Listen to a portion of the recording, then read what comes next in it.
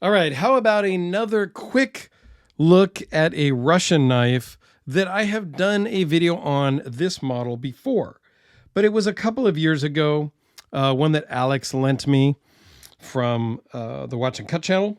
We all know who Alex is. I don't need to go into a lot of details. This did come to me from Breathtaking Steel, which I'll put a link to their website down below. Gary is the one who bought this and had it sent to me. This is a Cheburkov, I think is how you pronounce it. I don't know. But here's all the information that you can easily read and understand, right? Yeah. I think it's cool that they give you all of that stuff. It comes in a cool magnet closed box and all that good stuff. So let's talk about the knife real quick. And I'll go through some of the specs, but let's just zoom in and take a look. It's a really nice bronzed, anodized titanium frame. Bronze anodized backspacer, pocket. It's just all bronze.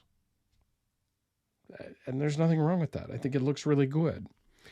With a little bit of Elmax steel that also looks really good. It's a nice bead blasted finish. Some nice jimping up on top. The flipper tab is not my favorite.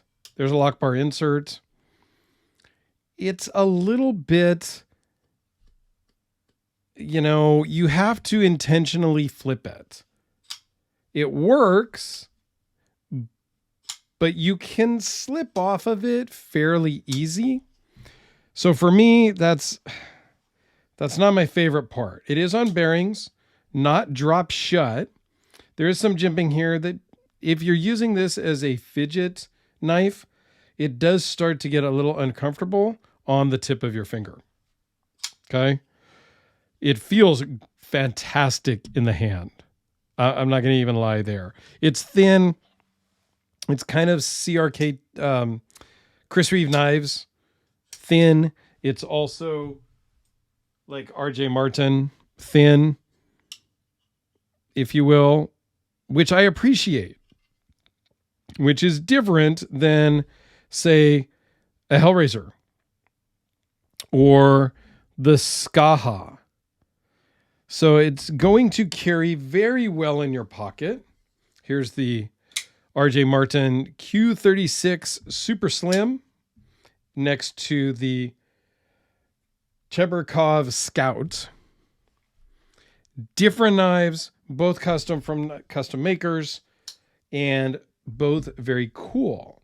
I also did a video a couple of years ago comparing this model to a Cheburkov, and I'll link that down below.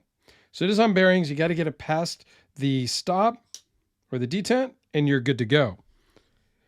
Pocket clip I like. No hardware. It feels great in the pocket. Works well in the pocket.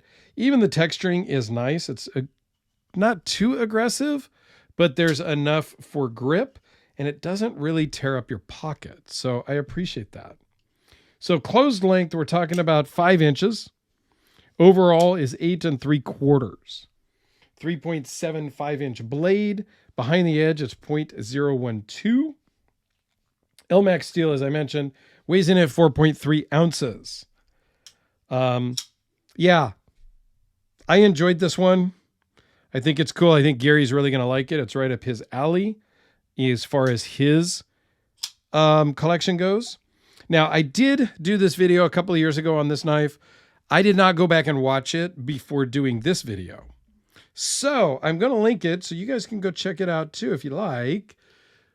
My opinions may be different back then. I've evolved in my collecting, in my, my knowledge. Yeah, but just in what I like and don't like.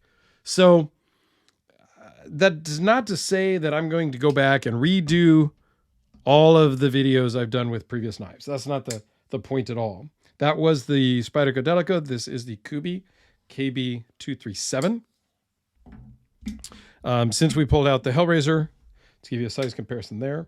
But it does just say that I will revisit knives because, if it was last month, I probably don't want to revisit it.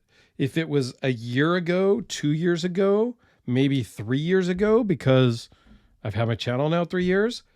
I think it's worthwhile to revisit the knife and give new opinions and new thoughts. I don't know. What do you guys think about that? This is the North Arms Skaha. And again, we'll just bust out the RJ Martin Q36SS. I love this knife. The detent on this particular model is really hard. I wish it was lighter. And the blade is a bit too mirror polished for me in my liking. If it was a bead blasted blade, I would love it even that much more. So again, just my own personal preferences on that particular knife.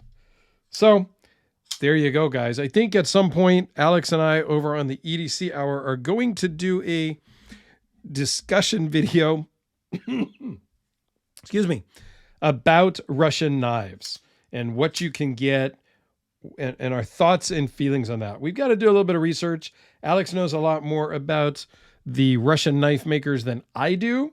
So we want to get our ducks in a row, but make sure you go check that out. That channel out, I would greatly appreciate it. So I'm going to put a link to the video I did about 2 years ago on this knife, as well as a link to our other live stream channel, EDCR with Dirk and Alex. Thanks, guys.